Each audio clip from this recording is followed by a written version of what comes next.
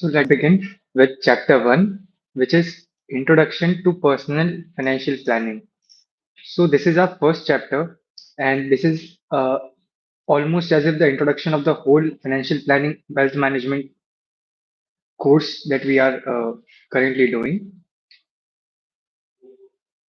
There are six learning objectives of the chapter. Let me first explain you this, and then we will proceed forward.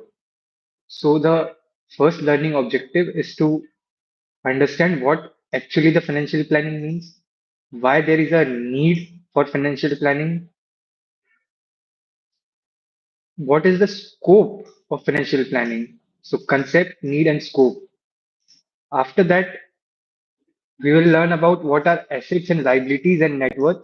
Now, this we are talking about a person's asset, liability, and net worth, not for a company.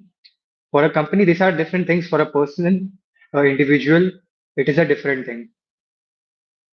After we know the concept scope and all the other things that go into planning, we will actually learn what's the process through which a good financial plan is made. After which we need to communicate this plan, so advisory, and then we have to execute this plan with the client. So these are six learning objectives of this chapter, and we'll take care of each one by one. So our first topic is understanding the concept of financial planning. So, what is financial planning?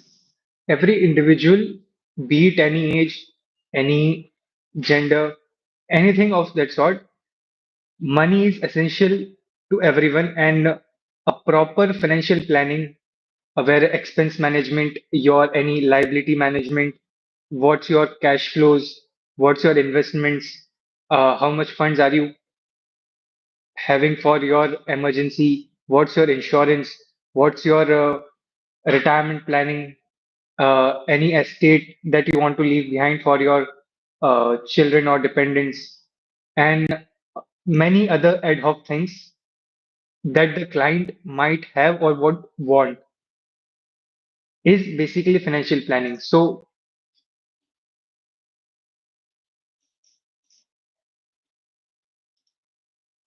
there is a excellent case study, or rather say example, that the book itself gives us.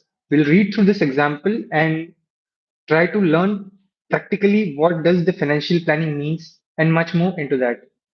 So as you can read, we know there's a 40-year-old man who earns 2 lakhs a month. He's able to save 40,000 a month after meeting all the routine expenses. So anyone that gets salary, the TDS is deducted, the PF is deducted, and he has many other expenses, including that of the house or flat wherever he's living, of his family. And after that, there comes the savings. So in the case, it is 40,000 a month after routine expenses of family, loan for his house, car, and other needs.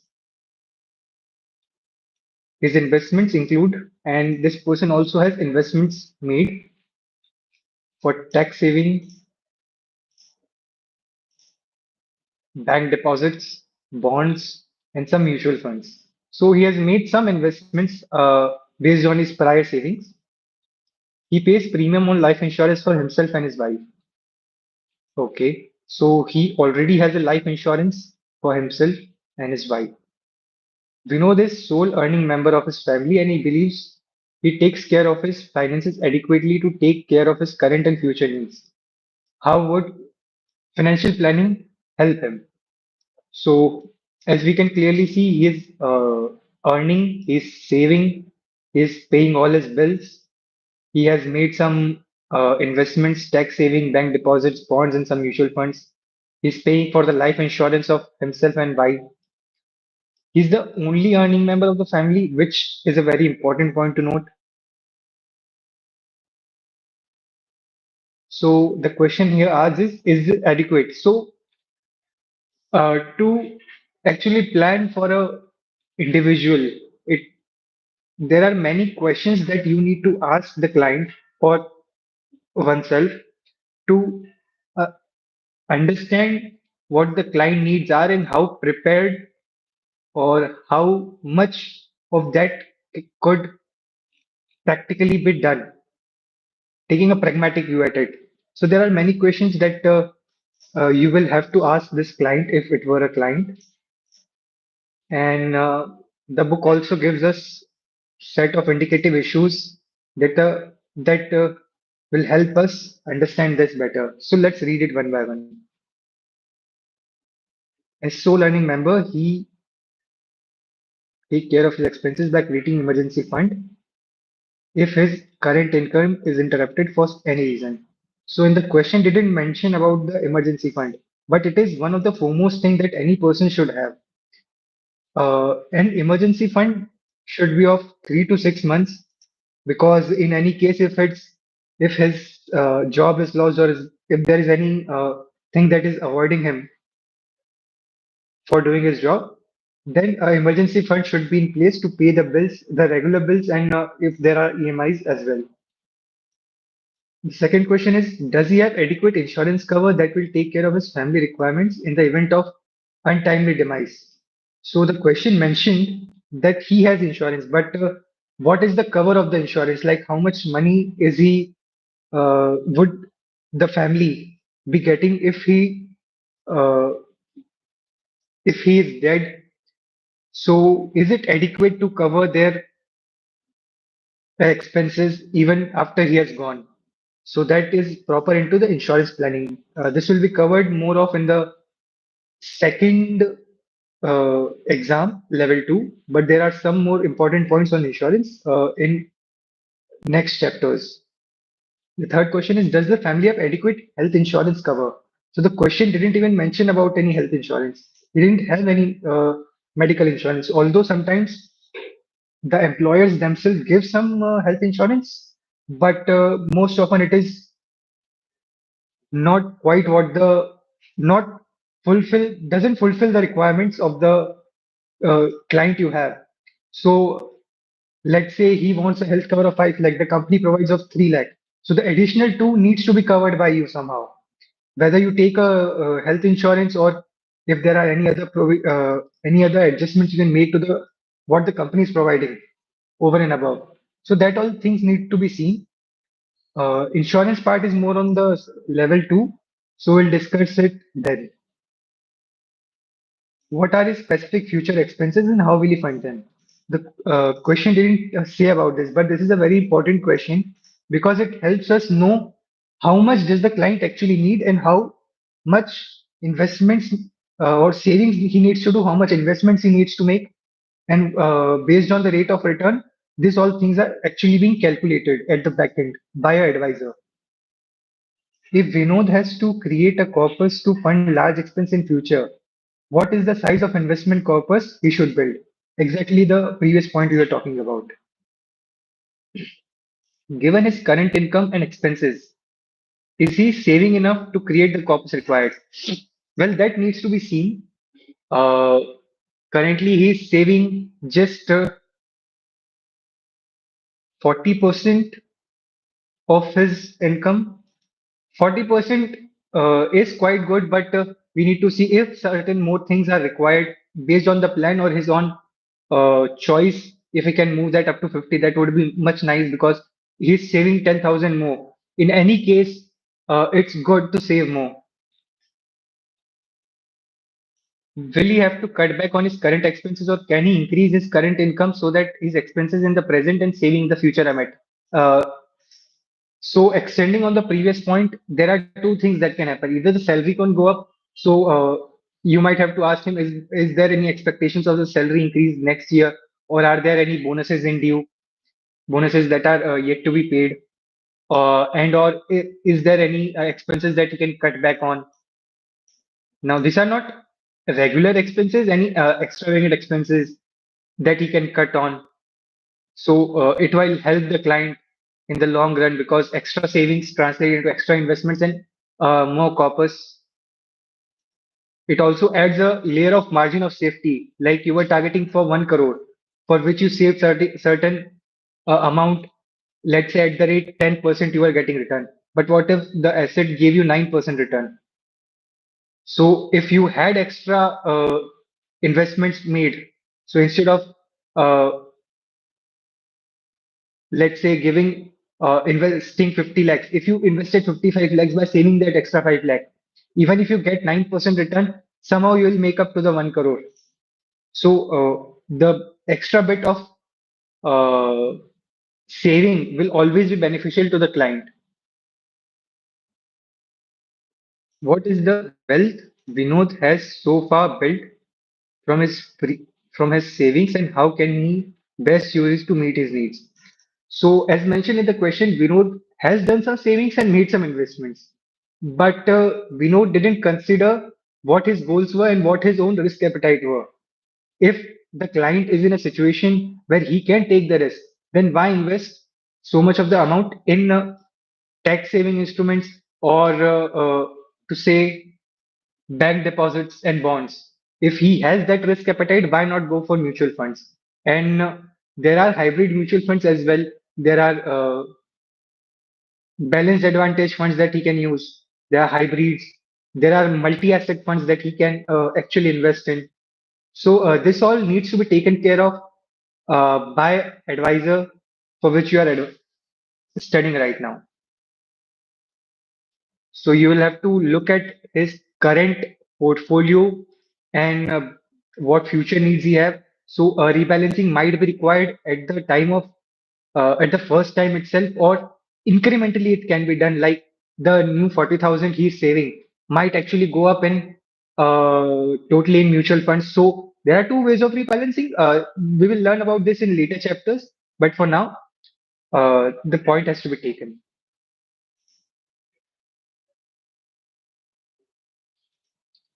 How should his savings be deployed? So exactly what we were discussing. What kind of investments are suitable for Vinod to build his retirement corpus?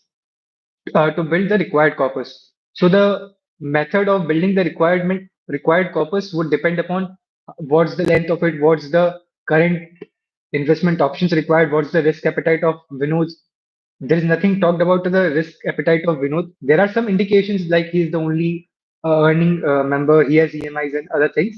But in real life, you will have to understand the client much better than this. Like, what's the experience of client in mutual funds and etc.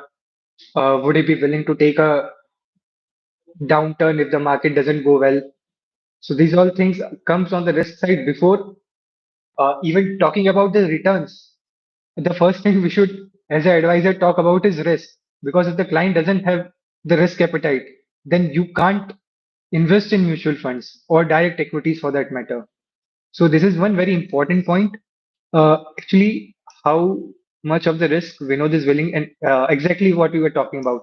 So risk is always primary for a client, because if the client is not willing to take up that much risk, it is unwise as an advisor itself to uh, tell him. You can educate him, you can show him that in the long run the mutual funds give certain returns, let's say 12% on the very bottom side of 5 year on a 5 year horizon, but there will be swings of 10 to 15%, 20%. In If you do a market study in every 5 years, you will get a downturn of 20% in general. But will the client be willing to take that, or does he panics and sells? Because if he does, then he will only be losing 20% at the exact moment itself. So this risk part is very tricky, but it needs to be taken care of. We'll learn about this in coming chapters. How should Vinod ensure that his savings and investment are aligned to changes in income, expenses, and future needs? So, practically, we at least annually, we uh, as advisors set up a meet with the client to understand if there is anything that is materially changed, like he has from being salaried to, if let's say he has started his own business, or he has started freelancing, or there are any extra expenses that he's taking, like medical expenses might have shot up, or there is any other expense that he might uh, be doing from the next year, or if their future needs have changed, or if he has gained any inheritance.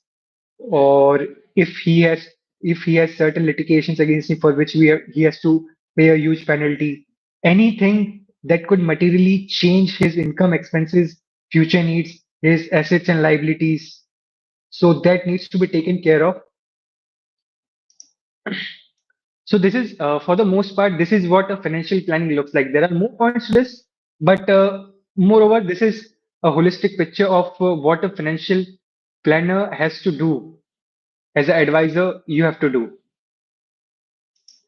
Now, the first topic is over. Let's move on to the second topic, the need. What's the need of financial planning at the first place? So, as I already told you, that money somewhere is very important to everyone, and managing it, saving it, and investing it right is what will help you personally and the client to achieve their financial goals, to live a life of fulfillment, have their financial security, and to plan for their retirement, for their children's education, for their uh, uh, any other big expense or small expense that you can think of. So it is very quintessential to a person's life in general. These are roles of financial planner. So I guess I've told you most of it, but let's once also read it.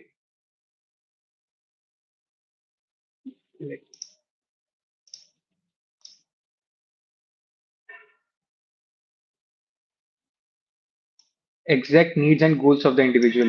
So you have to talk with the client and extract what his needs, goals, and are, and how much he has saved up till now, and many other questions you will have to ask to get to know him and then to make a plan and advise him. It requires time and attention, of course. This is a very important point that individuals often do not have the uh, time and understanding to make their own financial plans. Hence, our need come in. So, as an advisor, you will have to know a lot of things, and then you should also have soft skills to try to understand clients, and then finally to advise them and execute it.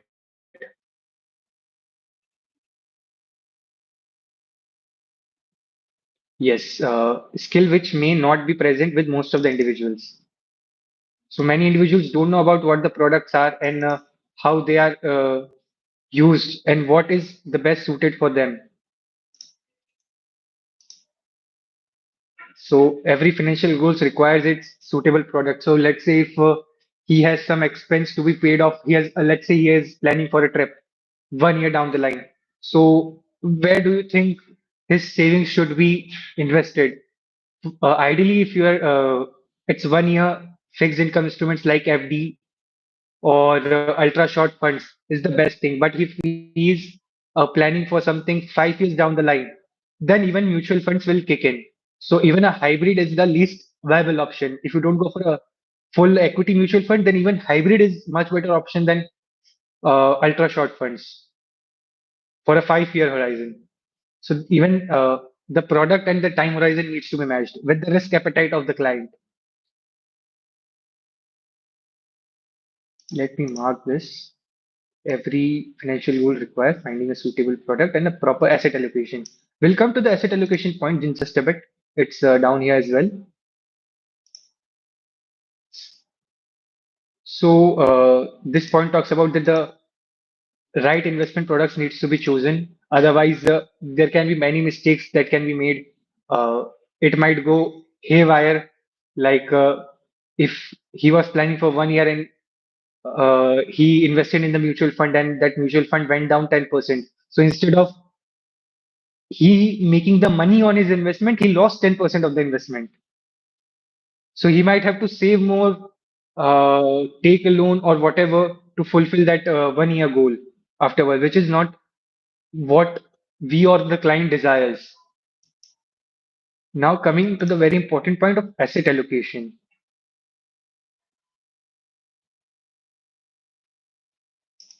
So, what is exactly the asset allocation at the first place? So asset allocation is allocating your money into different baskets like equity, debt, gold, or even alternative investments, uh, or other funds, even collectibles and other things. But that's all alternate investments, AIFs, private equities, etc. What asset allocation really does for the client is to diversify his assets across various asset classes, to bringing down the overall risk, but retaining certain amount of return. Let's say a person wants to invest for 5 years and he's not willing to take too much of a risk. So, for a 5 year horizon, equity is the best. But if he's not willing to take that much risk, a hybrid would do. So, even a balanced hybrid like 60-40, not an aggressive one. Aggressive one is 70-30. More conservative one is 60-40, or sorry, a balanced one is 60-40. A conservative might go down to 60 debt and 40 equity.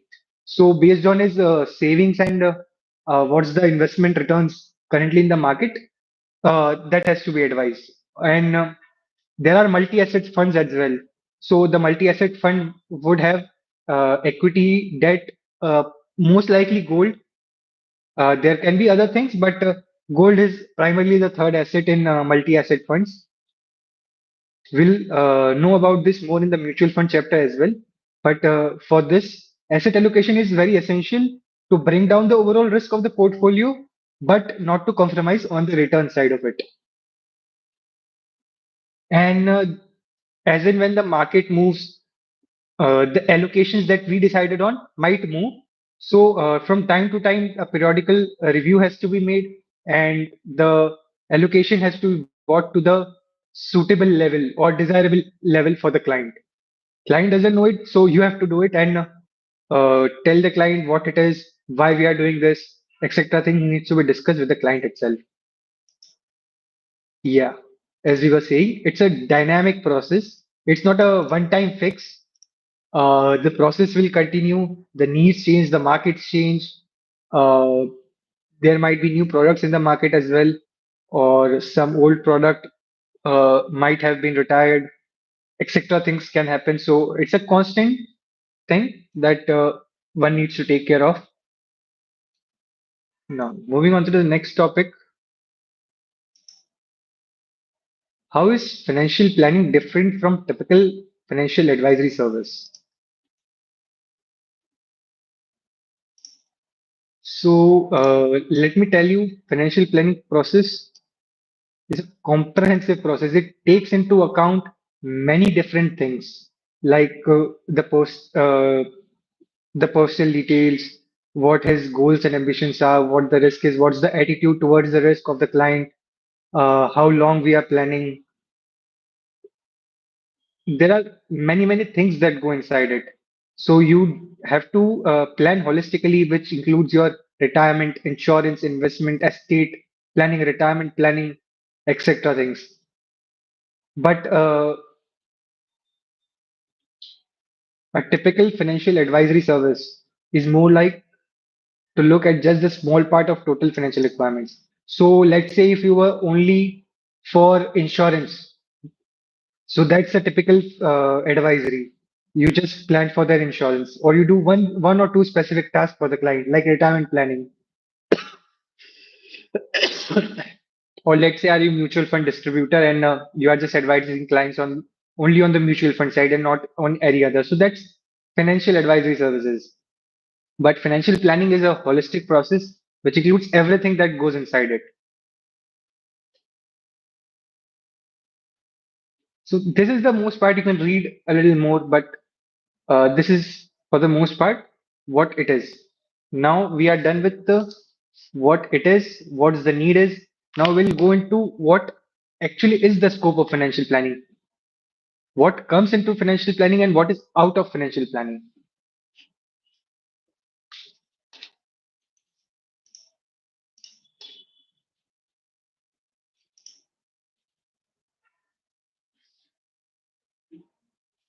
Personal financial analysis. So as we talked about, the goals are why we are doing this advisory, why we are asking the client his details and educating him about different things. Goals is what we are doing it for. We have some financial goals of the client that we want him, him or her to achieve. And also, it is about prioritizing the goals. Not every goal is very important, even to the client himself. So, if there are some compromises to be made, what is the list of priority? Like there are any short-term needs, or there are long-term, short-term goals or long-term goals. So, short-term goals like emergency fund, that's on the top of the priority list.